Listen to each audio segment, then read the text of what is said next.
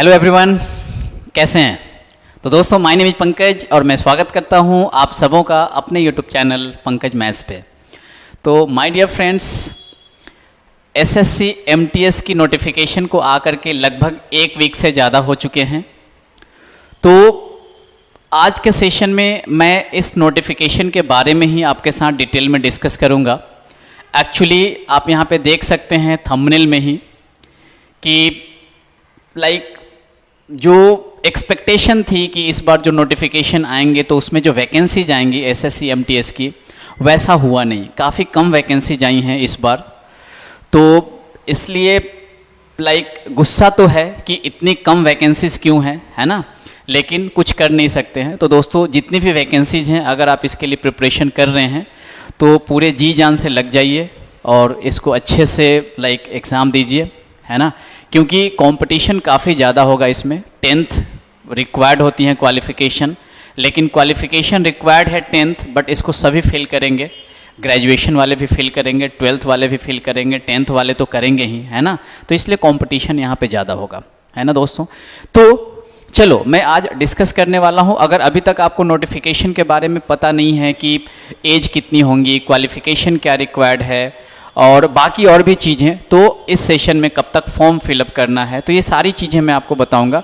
तो शुरू से लेकर के लास्ट तक इस सेशन में बने रहिए। और अगर आप पहली बार इस वीडियो को देख रहे हो तो लाइक भी कर देना, और अगर आपने चैनल सब्सक्राइब नहीं किया है तो चैनल को सब्सक्राइब भी कर लो, है ना। चलिए, तो शुरू करते हैं दोस्तों आज का सेशन। तो चलो, सबसे पहली चीज़, ये एसएससी एमटीएस 2023 की नोटिफिकेशन है ना। तो इसमें पहले तो हम इम्पोर्टेंट डेट के बारे में जान लेते हैं। या डेट के पहले अगर मैं बात करूं यहाँ पे पोस्ट की, कि कौन कौन से पोस्ट हैं इसमें एसएससी एमटीएस के थ्रू, किस किस पोस्ट के लिए आप जा सकते हो, क्या क्या काम करने पड़ते हैं। तो सबसे पहले पोस्ट की बात करें तो देखो यहाँ पे हवलदार, प्यून, दफ्तरी, जमदार, ये चौकीदार, सफाई वाला, माली, ये सब अलग अलग पोस्ट होते हैं। बेसिकली एसएससी एमटीएस जितने भी एसएससी एग्ज़ाम कंडक्ट करती हैं उसमें आप समझ लो सबसे नीचे रैंक का पोस्ट होता है ना। लेकिन दोस्तों, जैसे यहाँ पे आप देख सकते हैं सफाई वाला, माली, चौकीदार, बट आज के टाइम पे कैसा होता है कि जनरली आपको ये सब चीज़ें नहीं करनी पड़ती हैं। अगर आप एसएससी एमटीएस के थ्रू जाते हो तो आपको प्यून का काम करना होगा, मीन्स फाइल एक टेबल से लेकर के दूसरे टेबल तक लेकर के जाना। बाकी इन सब चीज़ों के लिए जो सफाई करते हैं या जो सफाई, जैसे मेनली अगर मैं सफाई की बात करूँ तो इसके लिए आजकल वो प्राइवेट लोगों को हायर करते हैं कॉन्ट्रैक्ट बेसिस पे, है ना। तो इसलिए अगर आपके मन में आ रहा होगा कि सफाई वाला, माली, चौकीदार, ये सब तो इसके लिए हम क्यों जाए, तो ऐसा नहीं है। सबसे पहले तो आप इसमें एंटर करने का सोचो, क्योंकि इसमें भी कंपटीशन काफ़ी ज़्यादा रहता है ना। तो आपको बेसिकली प्यून का काम करना पड़ेगा, फाइल को एक जगह से दूसरी जगह ट्रांसफ़र करना।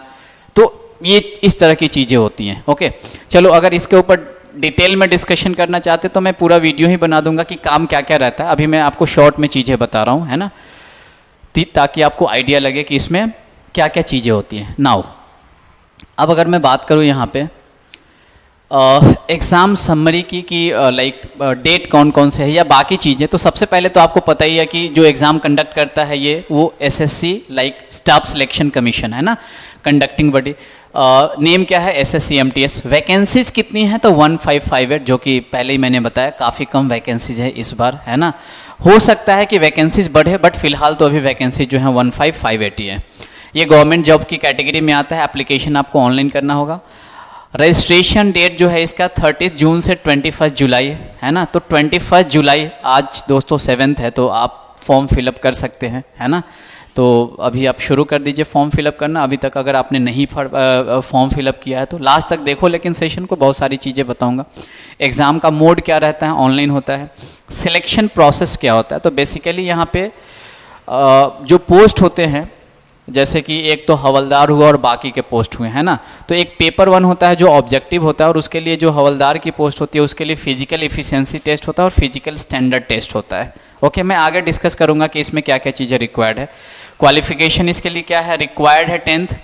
क्वालिफिकेशन रिक्वायर्ड 10th है, बट इसको अप्लाई कर सकते हैं 12th वाले भी कर सकते हैं, ग्रेजुएशन वाले भी कर सकते हैं, है ना। एज लिमिट, अब देखो ये 18 to 25 एंड 18 to 27, तो ये दोनों है। कुछ पोस्ट के लिए 18 to 25 होता है कुछ डिपार्टमेंट में अगर आप जाते हो, तो कुछ किसी डिपार्टमेंट के लिए 18 to 27 भी होता है। एप्लीकेशन फ़ी की बात करेंगे तो यहाँ पे 100 रुपीज़ है ओपन के लिए या बाकी अदर कैटेगरी के लिए, और उनको छोड़ करके SC ST PWD या फीमेल कैंडिडेट के लिए कोई भी चार्ज नहीं है। तो इसलिए फॉर्म फिलअप कीजिए अगर आप, क्योंकि फॉर्म की प्राइस ज़्यादा है भी नहीं, 100 रुपीज़ हैं। तो आपको जाना है नहीं जाना है, पहले एटलीस्ट एग्ज़ाम निकालो, फॉर्म फिलअप कीजिए, एग्ज़ाम दीजिए। अगर आपका सिलेक्शन हो जाता है, आपको नहीं जाना है तो मत जाओ, बट एटलीस्ट ट्राई करो, एग्ज़ाम दो, देखो कैसा एक्सपीरियंस रहता है आपको। ये भी एग्ज़ाम आप पहले निकाल पाते हैं कि नहीं, ये भी इम्पॉर्टेंट है, राइट। चलिए आगे बढ़ते हैं। इम्पॉर्टेंट डेट तो मैंने पहले ही बता दिया कि इसमें काम की चीज़ है कि लास्ट डेट जो है इसका अप्लाई करने का क्या है यहाँ पे। अगर हम यहाँ पे लास्ट डेट की बात कर ले तो 21 जुलाई है लास्ट डेट फॉर्म अप्लाई करने की, और तो ये मेन है आपके काम की चीज़ है ना। और बाकी अगर आपने फॉर्म फिलअप करने में कुछ आपको करेक्शन करना है तो वो चीज़ें 26 से 28 जुलाई तक रहेंगी, है ना। अगर आप चालान वगैरह के थ्रू करना चाहते हैं तो ये डेट आपको यहाँ पे दिए गए हैं, आप देख सकते हैं, ठीक है। चलिए आगे बढ़ते हैं।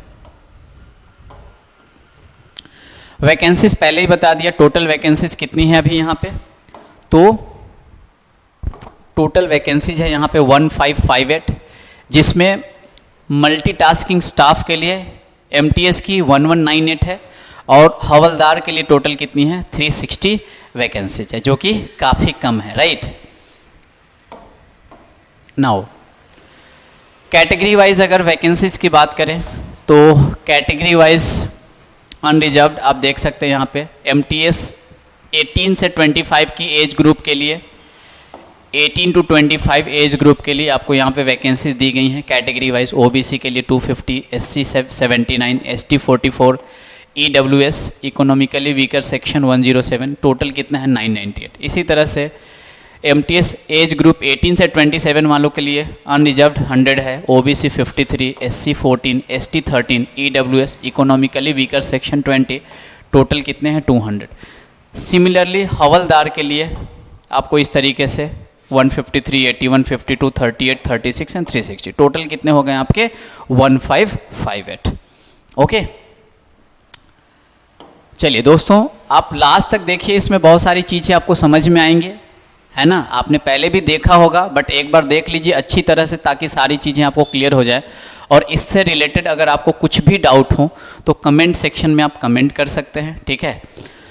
तो चलो सबसे पहले देखो एक चीज़ और जो है, इस बार से इसको इंट्रोड्यूस किया गया है कि जो लैंग्वेज होते थे पहले हिंदी और इंग्लिश ही होते थे MTS में, लेकिन इस बार से ये पेपर रीजनल लैंग्वेज में भी होने वाला है ना।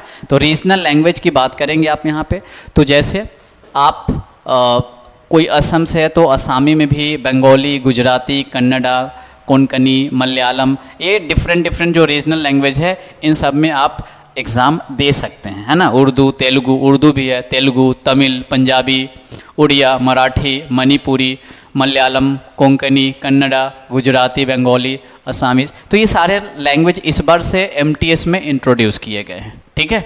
तो अगर किसी को अपने रीजनल लैंग्वेज में भी एग्ज़ाम देना होगा तो आप यहाँ पे क्लियरली एग्ज़ाम दे सकते हो। नाउ एप्लीकेशन की फ़ीस तो मैंने पहले ही बता दिया कि जो लोग SC ST या PWD या कोई भी फीमेल कैंडिडेट है, चाहे वो किसी भी कैटेगरी से आते हैं, चाहे आप OBC से आते हों या ओपन से आते हों या कोई भी किसी भी कैटेगरी से, अगर वो फीमेल है तो फीमेल के लिए कोई भी फ़ीस नहीं है।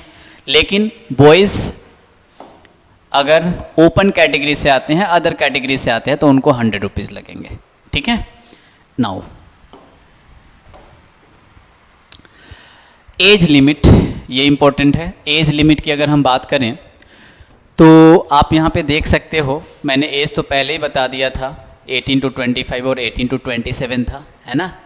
तो ये तो पहले डिस्कस किया है, लेकिन यहाँ पे कुछ और चीज़ें हैं कि अगर आप कैटेगरी से बिलोंग करते हैं, जैसे कि अगर आप SC ST है तो आपको 5 इयर्स का रिलैक्सेशन दिया जाता है। जो कैंडिडेट SC ST कैटेगरी से बिलोंग करते हैं उनको 5 इयर्स का रिलैक्सेशन है।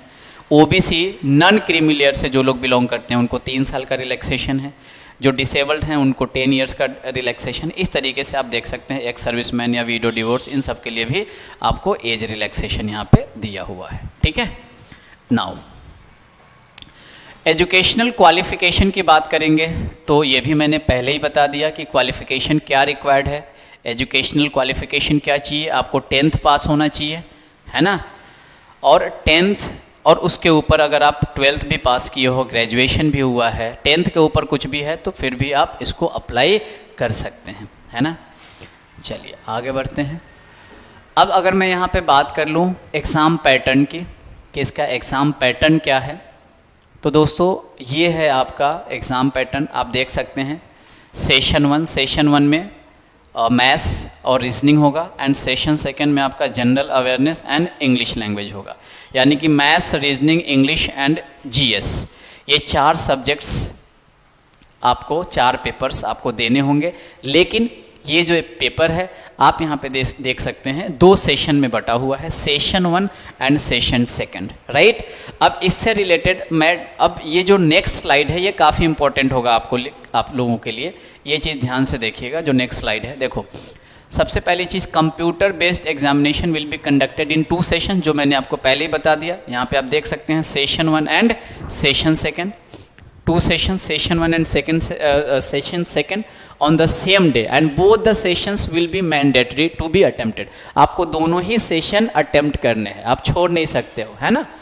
Not attempting any session will disqualify the candidate। अगर आपने कोई सेशन अटेंड नहीं किया, एग्ज़ाम नहीं दिया, तो आप डिस्क्वालीफाई हो जाएंगे।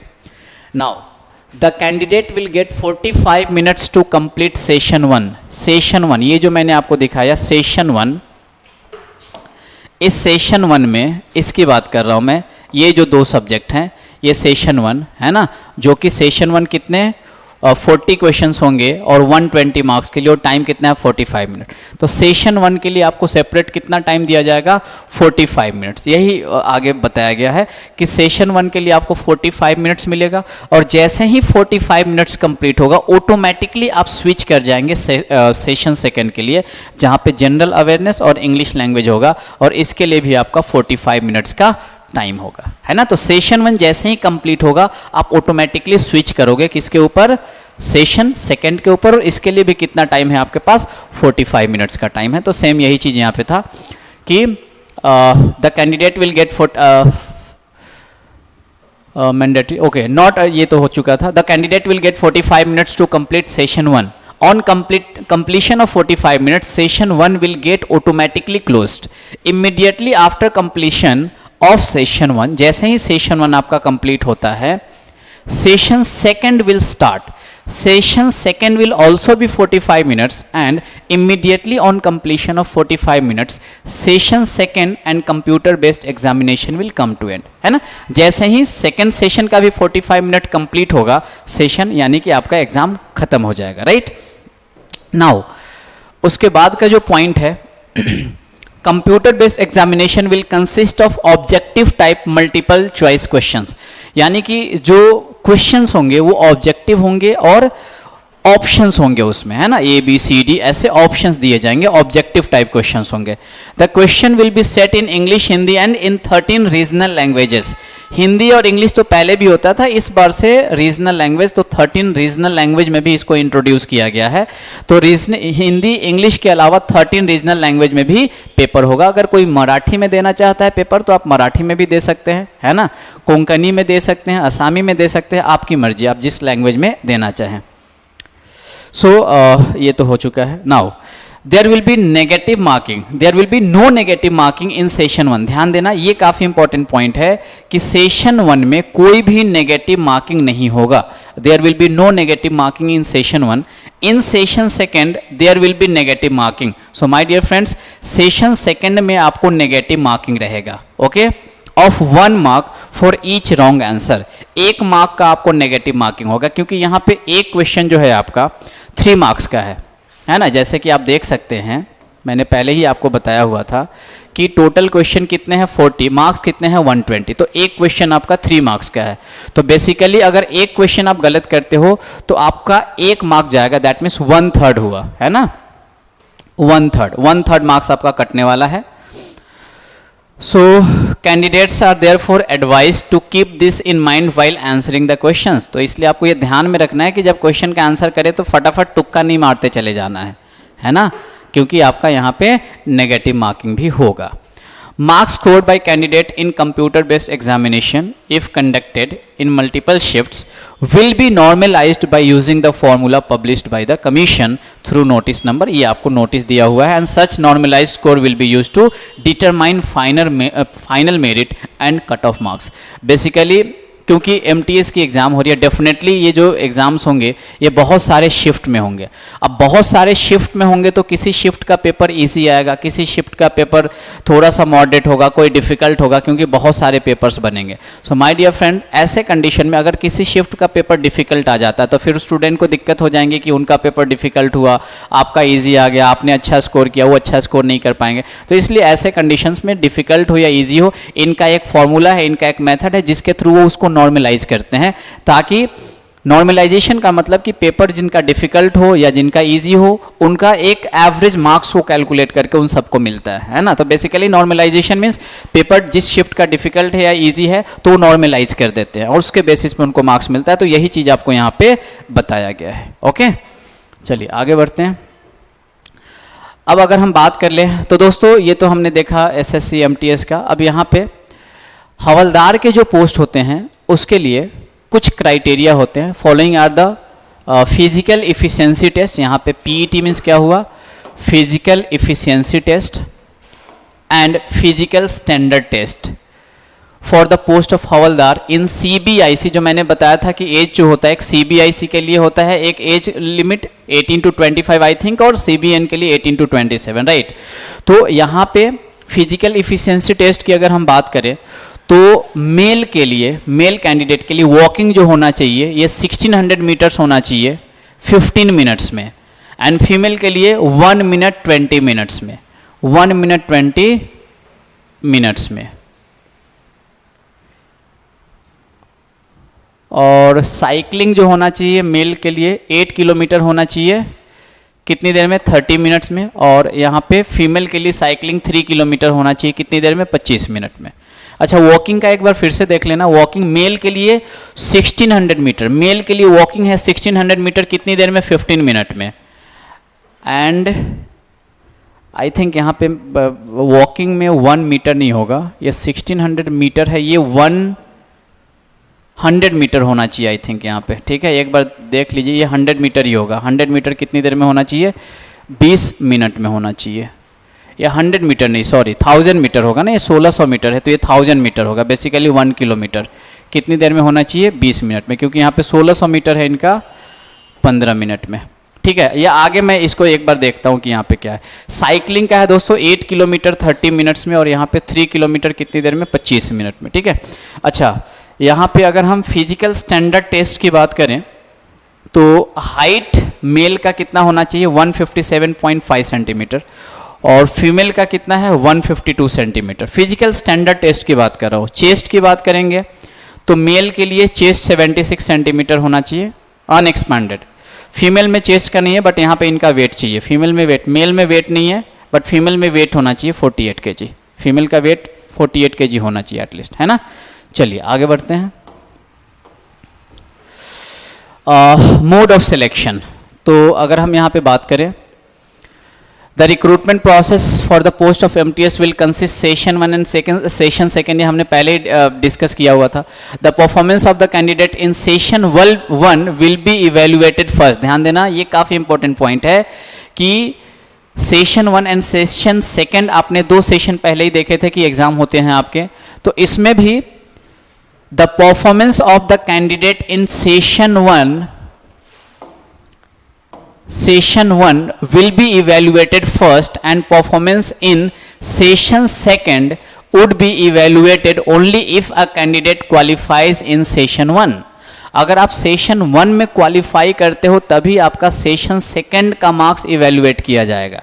अगर आप सेशन 1 में ही फेल हो गए तो सेशन 2 में कितना भी अच्छा करेंगे कोई फायदा नहीं। इसलिए सेशन 1 को पहले आपको अच्छे से उसको पहले पास करना होगा। हालांकि एग्जाम तो साथ में ही दोगे, बट सेशन 1 में अच्छा स्कोर करोगे तभी पास कर पाओगे।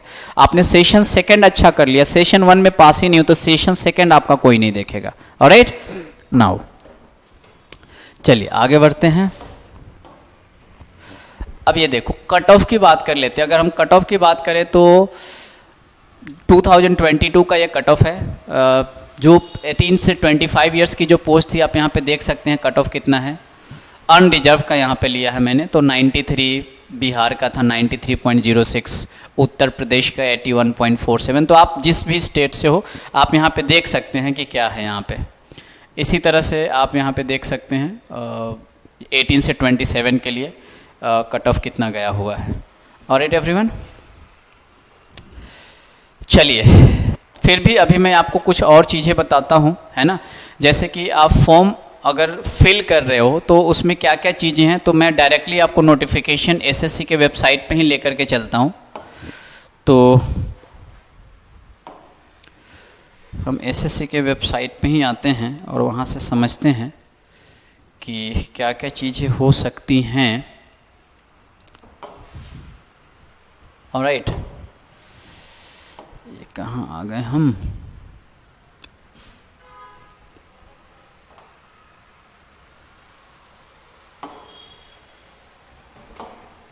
चलिए तो दोस्तों मैं एसएससी के वेबसाइट पे आपको लेके आता हूँ कि फॉर्म कहाँ से दिखेंगे आपको।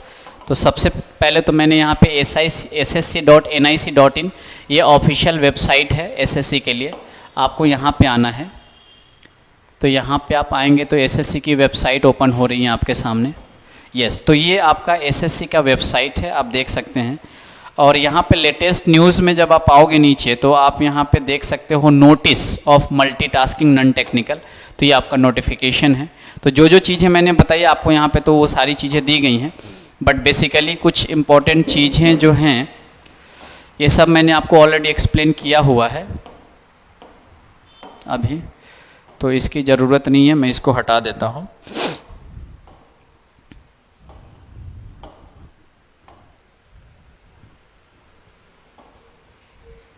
यस, एक और चीज़ है दोस्तों, अगर आपने अभी तक एसएससी पे पहली बार अगर आप फॉर्म फिलअप कर रहे हो तो एसएससी के वेबसाइट पे जाकर के आपको रजिस्टर कर लेना है ना। रजिस्ट्रेशन करना है आपको, वन टाइम रजिस्ट्रेशन, वो एक ही बार रजिस्ट्रेशन करना होता है और उसके बाद जो भी एसएससी के फॉर्म आएंगे उसके थ्रू आपको लॉगिन करके ही आप वहाँ पे फॉर्म फिलअप कर पाएंगे। ठीक है, तो ये चीज़ आप कर लीजिएगा। ये आपको डिटेल दिया हुआ है, या मैं आपको फॉर्म कैसा है वो बता देता हूँ कि कैसे आपको करना है। तो बेसिकली जब आप जाएंगे यहाँ पे रजिस्ट्रेशन के लिए, आप देख सकते हैं फॉर्मेट आपको दिया हुआ है। तो इस तरीके से आपको डिटेल्स फिल करने पड़ेंगे, है ना। तो डिटेल्स में जैसे आपके पास आधार है क्या, येस नो, है ना, इस तरीके से अगर है तो फिर आधार नंबर आपको डालना पड़ेगा, फिर वेरीफाई करिए आधार नंबर। आईडी कौन सा है, ड्राइविंग लाइसेंस जो भी है तो आपको यहाँ पे ऐसे डालने पड़ेंगे, उसका नंबर डालना पड़ेगा। आपका नेम क्या है तो नेम आप यहाँ पे डालिए, उसके बाद नेम वेरीफाई कर लीजिए। ये have you ever change your name, कभी आपने चेंज करवाया है येस या नो, तो आपको इस तरीके से डिटेल डालने हैं। फादर्स नेम वेरीफाई, जो भी डिटेल डालोगे उसको verify, mother's name verify mother's name, है ना। Date of birth verify date of birth. ये वेरीफाई करने के लिए इसलिए बोलते हैं ताकि अगर आपने पहले बार में कोई मिस्टेक किया हो तो दूसरी बार में करें तो फिर से वहाँ पे एरर आ जाएगा, ताकि आप दो बार मिस्टेक ना करें, करेक्ट इन्फॉर्मेशन डालें, है ना। Verify educational board, roll number, तो इस तरीके से आपको रजिस्टर करना पड़ेगा, है ना। उसके बाद यहाँ पे सेव कर देना पड़ेगा, ठीक है। नाउ अब जैसे फिर आपका यहाँ पे कैटेगरी वगैरह भी डालना है, कैटेगरी वेरीफाई, कैटेगरी नेशनलिटी, इस तरीके से आप यहाँ पे सर्टिफिकेट नंबर, अगर आप डिसेबल कैंडिडेट है तो ये डालना पड़ेगा, परमानेंट एड्रेस, स्टेट, डिस्ट्रिक्ट, ये सब चीज़ें आपको यहाँ पे डालनी पड़ेंगे। ऑलराइट, उसके बाद एग्री करके आपको यहाँ पे इसको फाइनल सबमिशन आपको यहाँ से कर देना पड़ेगा। इसी तरीके से अगर हम यहाँ पे फॉर्म की बात करें, ऑनलाइन एप्लीकेशन फॉर्म जो आप अप्लाई करोगे तो उसके लिए भी आपको यहाँ पे फॉर्मेट दिया हुआ है। ये क्या है मैं आपको ये भी दिखा देता हूँ। तो देखिए ये है आपका, जब आप फॉर्म अप्लाई करोगे और रजिस्टर करने के बाद फिर फॉर्म अप्लाई करोगे तो फिर से वही चीज़ है, आपको यहाँ पे कैंडिडेट्स नेम डालोगे, अगर चेंज है तो चेंज डालोगे, मतलब नेम अगर चेंज हुआ है, father's name, mother's name, date of birth, gender, category, same वही सारी चीज़ें फिर से जो चीज़ें आपसे पूछी जा रही है उस तरीके से आपको यहाँ पे डालना है। ठीक है, ये सब चीज़ें देख लीजिए, अगर कुछ डाउट रहेगा। हाँ, और आपको यहाँ पे प्रेफरेंस भी डालना है। ओके,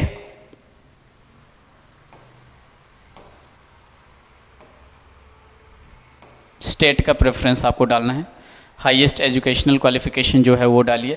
तो ये सब डिटेल्स आपको इस तरीके से डालना पड़ेगा, है ना। फिर आपको यहाँ पे फ़ोटोज़ भी अपलोड करने, ध्यान देना फ़ोटो की जो साइज़ होनी चाहिए 20 KB से 50 KB होनी चाहिए। और सिग्नेचर भी आपको अपलोड करना पड़ेगा। सिग्नेचर की साइज़ जो होनी चाहिए आपकी वो 10 KB से 20 KB के बीच में होनी चाहिए। तो अगर आपके पास फ़ोटो और सिग्नेचर नहीं है तो फ़ोटो और सिग्नेचर ले लीजिए।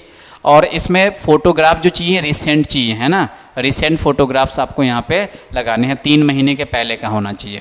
ओके, तो ये तो आपको रख ही लेना है। फ़ोटो और सिग्नेचर तो आपके पास होना ही चाहिए, क्योंकि हमेशा जब भी आप फॉर्म फिलअप करते हो उसकी ज़रूरत पड़ती है। तो ये तो कंपल्शन आपके पास होना चाहिए। नाउ इस तरीके से फिर आपको ये आई एग्री करके फिर आपको यहाँ पे जो भी है, और हाँ फ़ोटोज़ भी, फ़ोटो ध्यान में रखिएगा कि जो फ़ोटोज़ आप वहाँ पे अपलोड करें, तो आपको यहाँ पे बताया गया है कि फ़ोटो जब आप अपलोड करेंगे तो कैसा करेंगे। ध्यान रखेंगे ये एक्सेप्टेबल फ़ोटो ऐसा होना चाहिए। देखो ये ऐसा कलर नहीं चलेगा, ये देखो पूरा फेस नहीं दिख रहा है, ये कैप पहन के फ़ोटो है, इस तरीके, ये ब्लर है, ये देख रहे हो ये भी ब्लर है, ये ब्लर है फ़ोटो, है ना। ये गॉगल के साथ फ़ोटो नहीं चलेगा।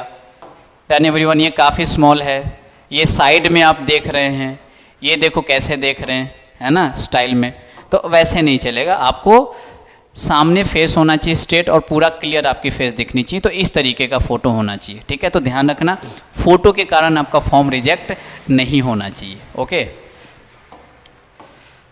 तो चलिए दोस्तों, मुझे लगता है कि मैंने डिटेल्स बता दी। अगर कुछ भी डाउट हो आपको इस वीडियो से रिलेटेड या इस नोटिफिकेशन से रिलेटेड तो कमेंट करिए। और अगर आपको ये वीडियो अच्छा लग रहा हो तो इस वीडियो को लाइक कर दो। ठीक है।